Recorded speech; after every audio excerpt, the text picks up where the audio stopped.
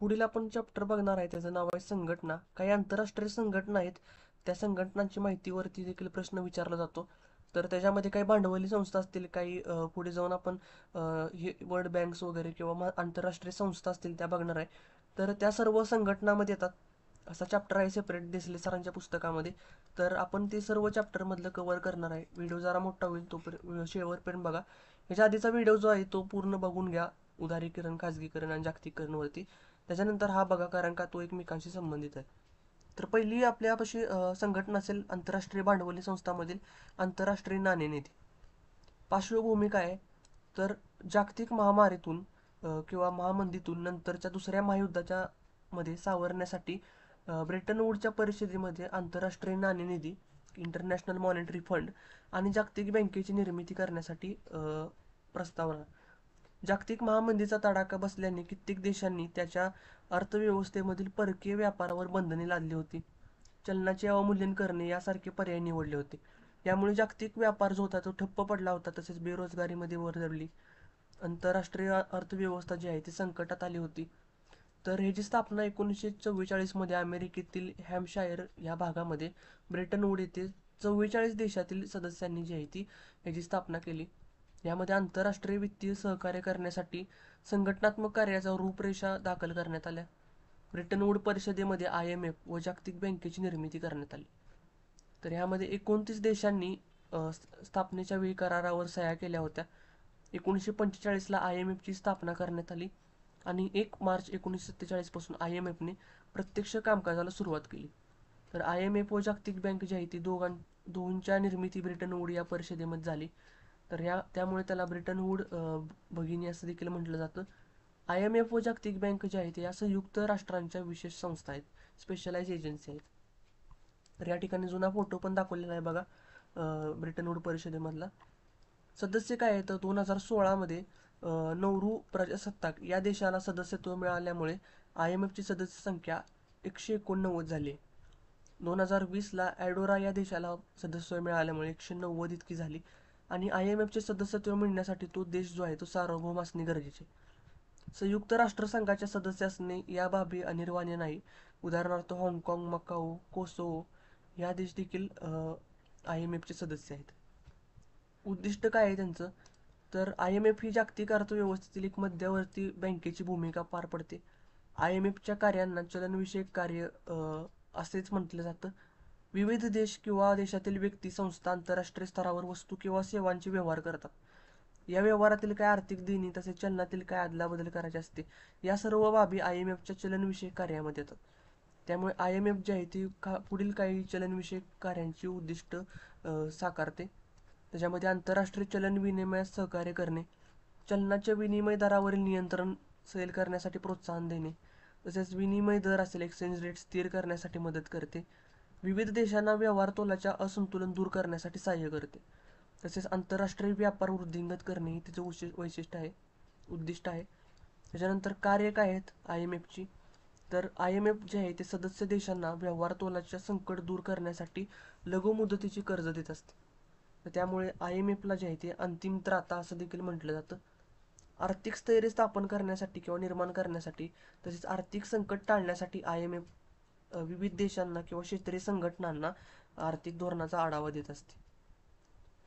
तर आंतरराष्ट्रीय संकट टाळण्यासाठी IMF आहे ते सदस्य देशांना धोरणात्मक सल्ला देखील देते. तसेच IMF सदस्य देशांना संरचनात्मक सुधारणा करण्यासाठी सूचना किंवा मार्गदर्शन करत असते वेळोवेळी. तसेच वित्तीय धोरण ठरवण्यासाठी देखील मार्गदर्शन करत असते. चलनविषयक सुकर करण्यासाठी आंतरराष्ट्रीय वित्तीय सहकार्य वाढवण्यास मदत करते. तसेच शाश्वत वाढीसाठी किंवा भरभराटीसाठी देखील कार्य करते देशांच्या. रचना काय आहे, तर IMFचे मुख्यालय जे असेल ते वॉशिंग्टन येथे असून संयुक्त राष्ट्रांची या ठिकाणी सदस्य संस्था आहे. गव्हर्नरचे मंडळ कोण असते, IMFचे सर्वोच्च मंडळ आहे ते. या मंडळामध्ये प्रत्येक सदस्य देशाचा एक गव्हर्नर व एक पर्यायी गव्हर्नर असतो. गव्हर्नरचे मंडळ IMFचे धोरण ठरवण्यासाठी मुख्य चौकट असते. साधारणतः वर्षातून एक वेळा ही बैठक होत असते. गव्हर्नर मंडळाच्या मदतीने कार्यकारी संचालक मंडळ असते. IMFच्या कार्याची अंमलबजावणी करणे किंवा ती प्रशासन सांभाळणे या मंडळाचे काम आहे. सध्या यामध्ये 24 सदस्य आहेत. IMF अंतर्गत एक आंतरराष्ट्रीय मौद्रिक व वित्तीय समिती आहे. तर IMFची समिती IMFच्या कार्यावर काय करत असते, संचालक मंडळातील IMFच्या पर्यवेक्षण व व्यवस्थापनाबद्दल सल्ला देते.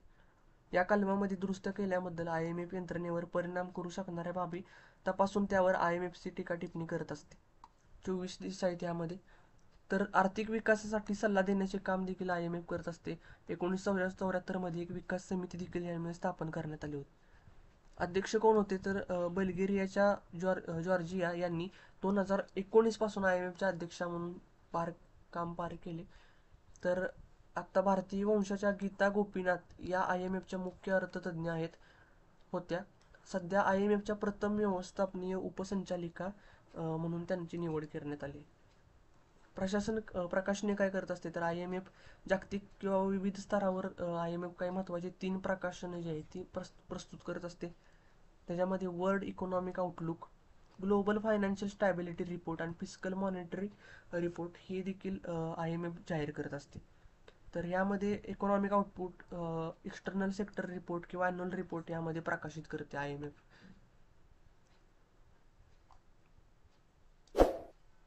जागतिक बँकेची पार्श्वभूमी काय आहे तर दुसऱ्या महायुद्धामध्ये कित्येक देश बेचिराख झाले होते. अर्थव्यवस्था संकटात सापडल्या होत्या, तसेच राज्यव्यवस्था कोलमडल्या होत्या. युरोप आणि आशियातील काही पायाभूत सुविधा जसे की रस्ते, पूल, घरे, जमीनदोस्त झाली. या अर्थव्यवस्थेची पुनर्बांधणी करण्यासाठी किंवा भांडवल पुरवण्यासाठी जागतिक बँकेची स्थापना करण्यात आली.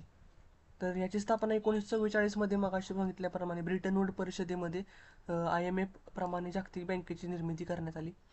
या बँकेचे मूळ नाव जे होते ते IBRD म्हणजे international bank of reconstruction and development असं होतं.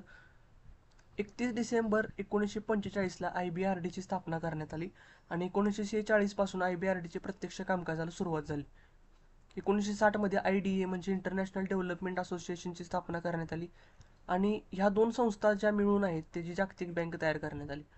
तर या 2 संस्थांपैकी आणखीन 3 संस्था आहेत त्याच्यामध्ये म्हणजे IFC, MIGA आणि ICSID ह्या आहेत.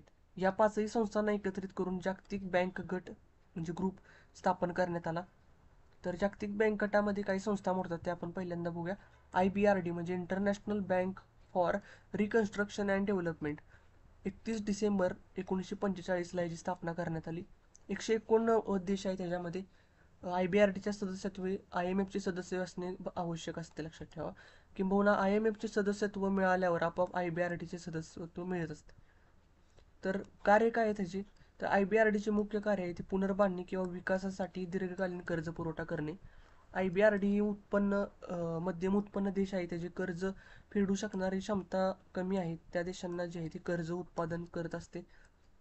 तसेच कर्ज घेणाऱ्या सदस्य देशाची पत तपासून बघितली जाते. कर्ज हे पुनर्बांधणी विकासासाठी वापरले आहे काही तपासले जाते. तसेच कर्ज मान्य करताना ते प्रकल्पनिहाय किंवा उपक्रमनिहाय मंजूर केले जाते.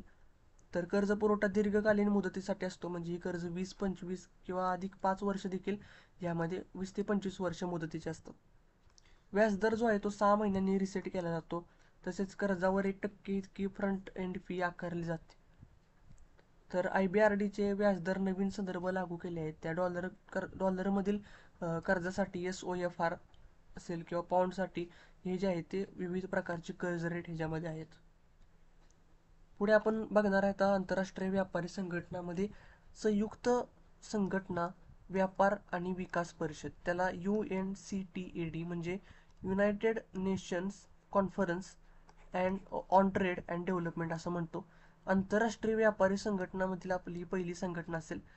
तर United Nation conference on trade and डेव्हलपमेंटची पार्श्वभूमी काय आहे तर आर्थिक सहाय्य पलीकडे व्यापारी संघटना किंवा सहकार्य निर्माण करणे यासाठी याची निर्मिती केली.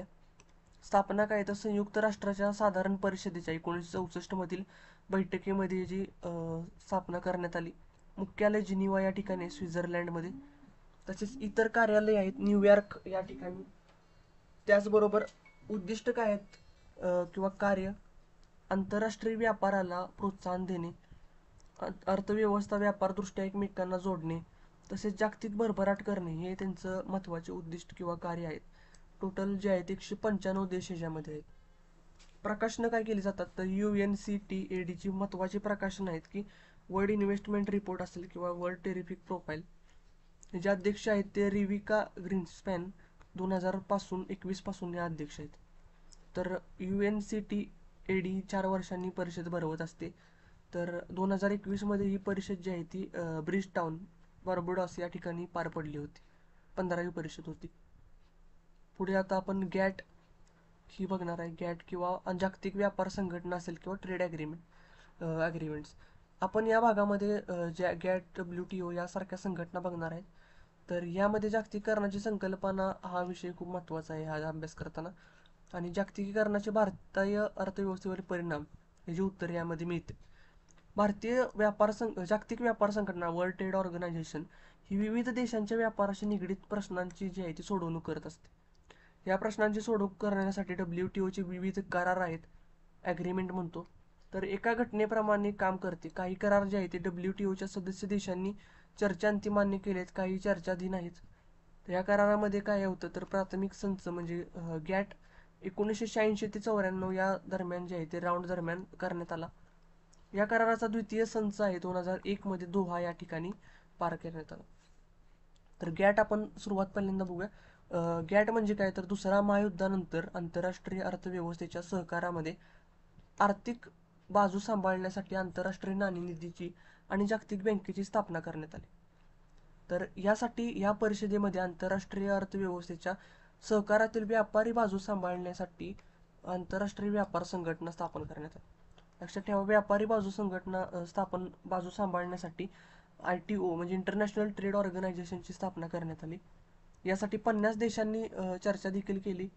1947 मध्ये हवाना, क्युबा या ठिकाणी संयुक्त राष्ट्रसंघाची व्यापार व रोजगार विषयक परिषद पार पडली. या परिषदेत ITO स्थापन करण्याचा निर्णय घेण्यात आला. लक्षात ठेवा, हे प्लीज खूप महत्त्वाचं आहे. 1945 मध्ये 15 देशांनी व्यापार उदारीकरणासाठी चर्चा सुरू केल्या. यासाठी 45,000 पेक्षा जास्त वस्तूंच्या आयात शुल्कावर सवलत देण्यासाठी ह्याच्यामध्ये करण्यात आले. बघता बघता ही सवलत जी आहे ती 23 देशांची झाली. 23 देशांमध्ये एकमेकांमधील व्यापारासाठी विशिष्ट नियमावली बनवून 1947 ला ही सहमत करण्यात आली. म्हणजे ही नियमावली होती जी त्यालाच आपण गॅट असं म्हटलं जातं. तर 1947 ला हवाना परिषद भरली. या परिषदेमध्ये गॅट नियमावली असणारी ITO संघटना स्थापन करण्याचे एकमत झाले. परंतु अमेरिकेने ITO संघटना स्थापन करण्यासाठी विरोध केला. तर या विरोधामध्ये 1950 पर्यंत ITO संघटना स्थापनेचा मार्ग जो आहे तो सर्व मावळले या ठिकाणी. त्यामुळे आंतरराष्ट्रीय व्यापाराच्या नियमनासाठी गॅटच करार ठेवला. 1948 पासून गॅट करार म्हणजे general agreement on tariff and trade अंमलात आणला. 1948 ते 94 या काळामध्ये गॅट करार हीच आंतरराष्ट्रीय जी आहे ती व्यापाराची नियमावली करण्यात आली. पुढे जाऊन 47 वर्षानंतर लक्षात ठेवा आंतरराष्ट्रीय व्यापाराची प्रचंड आर्थिक वृद्धी झाली. तर गॅट ही तात्पुरती महत्त्वाची करार समिती होती. भारत हा जो आहे तो गॅट व WTOचा संस्थात्मक सदस्य आहे. 1948 ला जे आहे ते भारताला सहमती यामध्ये मिळाली होती.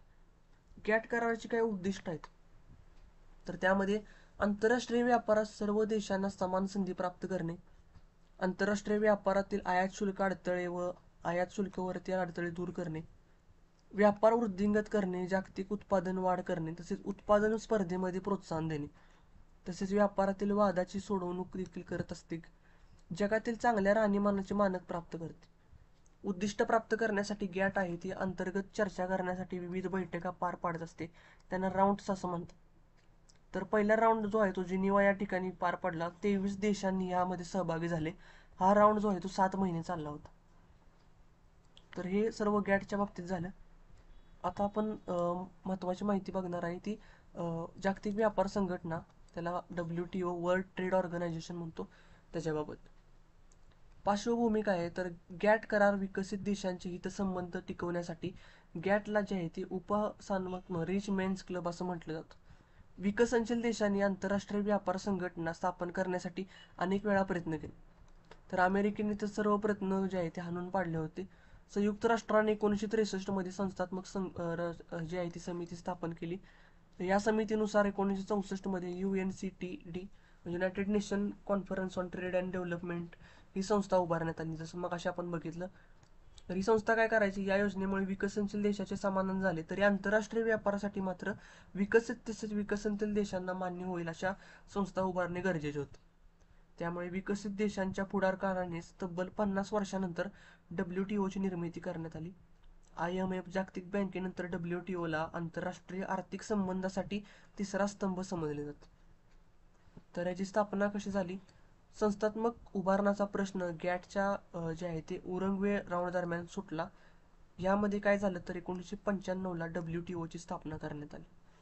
1995च्या गॅट करारानुसार चर्चा समाप्त करण्यात आली आणि गॅट हा तात्पुरता स्वरूपाचा करार होता.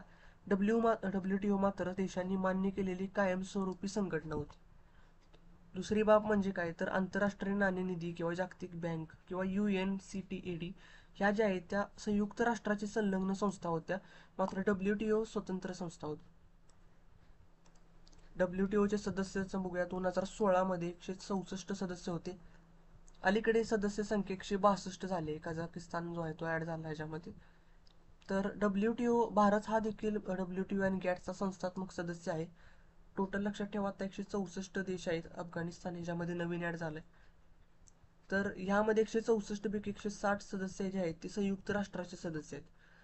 युरोपियन कंट्री असतील, हाँगकाँग, मकाऊ हे जे आहे ते 4 सदस्य एक्स्ट्रा आहेत, म्हणजे जे ह्याच्या भाग नाहीत. उद्दिष्ट काय आहे त्याचं तर आंतरराष्ट्रीय अडथळे दूर करून मुक्त व्यापारास प्रोत्साहन देणे, आंतरराष्ट्रीय व्यापार वृद्धिंगत करणे, रोजगाराच्या संधी उपलब्ध करून देणे, लोकांचे राहणीमान सुधारणे, विकसनशील देशांना विकासासाठी सहाय्य करणे, उदारीकरण जागतिकीकरणच्या प्रोत्साहन देणे, WTO नुसार जे आहे ते जागतिकीकरण करणे. तसेच मुख्यालय कुठे आहे WTOचं? जिनिव्हा, स्वित्झर्लंड या ठिकाणी. अध्यक्ष कोण होते तर पोर्तुगालचे रॉबर्ट एक्झिविडो हे 2013 पासून WTOचे अध्यक्ष होते. आता जे आहे ते एन्कोजी ओंकाजी एविला या नायजेरियन अमेरिकन महिला अर्थतज्ञांनी 2021 पासून WTOच्या अध्यक्षपदी नेमणूक करण्यात आली. तर WTOला पहिल्यांदाच एक महिला जी आहे ती आफ्रिकन वंशाची अध्यक्षता आहे. प्रकाशन काय करते तर WTO वर्ल्ड ट्रेड रिपोर्ट किंवा वर्ल्ड ट्रेड स्टॅटिस्टिकल रिव्ह्यू ही जी वार्षिक अहवाल या ठिकाणी जाहीर करत असते. या ठिकाणी बघू शकता तुम्ही ठिकाणी किंवा कालावधी कोणती होती आणि त्यानुसार बैठका कुठे, परिषदा कुठे पार पडल्या होत्या. तर 2022 मध्ये जिनिव्हा या ठिकाणी पार पडली. भारतीय प्रतिनिधित्व पियुष गोयल यांनी केले होते. जसं आपण मग असे बघितलं उदारीकरण, खाजगीकरण याचे परिणाम काय आहेत बघूया आता. तर उदारीकरण, जागतिकीकरण आणि खाजगीकरण जी कन्सेप्ट आहे ती मग अशी आपण बघितली होती म्हणजे ह्याच्या आधीच्या चॅप्टरमध्ये. तर तो व्हिडिओचा काही राहिलेला पार्ट आपण यामध्ये कव्हर करणार आहे. आणि जो WTO गॅटचा पण ह्याच्यामध्ये संबंध आहे. जागतिकीकरणामुळे जग जवळ येते, व्यापार वाढतो, भांडवलाचे आणि लोकांचे मुक्त वहन होते. ग्राहकांनी वस्तू ज्या आहेत त्या स्वस्त वस्तू उपलब्ध होतात. परंतु जागतिकीकरणामुळे बहुराष्ट्रीय कंपन्या अति श्रीमंत होतात. अर्थकारण आणि राजकारणावर त्याचे वर्चस्व निर्माण होते. त्यामुळे गरीब आणि श्रीमंत यांच्यात दरी वाढते, नोकरीचा सुळसुळाट होतो, पर्यावरणाचा ऱ्हास होतो. केन ओमच्या देशातील स्पर्धा, ग्राहक आणि कंपन्या या सर्वांवरच जागतिकीकरणाचा परिणाम होतो. एवढेच नव्हे तर हा परिणाम राष्ट्र आणि चलनाच्या विनिमयावर सुद्धा अवलंबून आहे. 2005 पर्यंत वस्तू व्यापारात $745 बिलियन, तर वस्त्रोद्योग क्षेत्रामध्ये 60%, कृषी क्षेत्रामध्ये 20% वाढ होण्याचे बाकीत होते. तर 1991 नंतर मात्र भारताने आर्थिक सुधारणांसाठी उकाजा हे धोरण राबवले. यामध्ये परकीय व्यापार, परकीय गुंतवणुकीवर भारतासमोर काही मोठे आव्हाने यामध्ये सांगण्यात आले. एकीकडे बहुराष्ट्रीय कंपन्यांचा प्रवेश सुकर करणे किंवा दुसरीकडे देशी उद्योगांना स्पर्धात्मक बनवणे हा जो आहे तो निर्णय सरकारला घ्यावा लागतो. या स्पर्धेमध्ये काय होतं की सेवा क्षेत्राची निर्यात वाढवणे, कपडे व कृषी व ग्राम उद्योग वस्तू असतील, दागिने, हिरे, पेट्रोलियम याची निर्यात वाढवणे किंवा भारतीय कंपन्यांचे परदेशामध्ये गुंतवणूक करणे, संशोधनास चालना देणे हे निर्यातक्षम उत्पादने घेण्यासाठी महत्वाचे असते. तर शेजारी काय आकृती दाखवली आहे बघा या ठिकाणी. 1991-92 या आकडेवारी रेखालेख बघितला तर अर्थव्यवस्थेमध्ये प्रचंड जो आहे तो या ठिकाणी बदल झालेला दिसतो आपल्याला. तर हा वृद्धी दर जो आहे तो 5.3% होता 1991-92ला, तो पुढे जाऊन 8.7% इतका झालाय. तर भारताचे उत्पन्न वाढण्यासाठी क्रयशक्तीच्या 3ऱ्या क्रमांकाची अर्थव्यवस्था यामध्ये. सेवा क्षेत्राचा वाटा सर्वाधिक असून 53.7%, कृषी क्षेत्राचा वाटा मात्र 15.5% वर घट झाली. तर वस्तू निर्यात देखील यामध्ये 422 बिलियन डॉलरपर्यंत झाले. जागतिक निर्यातीमध्ये भारताचा वाटा देखील जास्त आहे. सेवा निर्यात यामध्ये जास्त होते. तसेच परकीय थेट गुंतवणूक FDIचा देखील ओढ वाढलेला आहे. परकीय गुंतवणूक, कर्ज, सेवा क्षेत्रातील अधिक यामुळे भारताचा व्यवहार सुधारत गेला.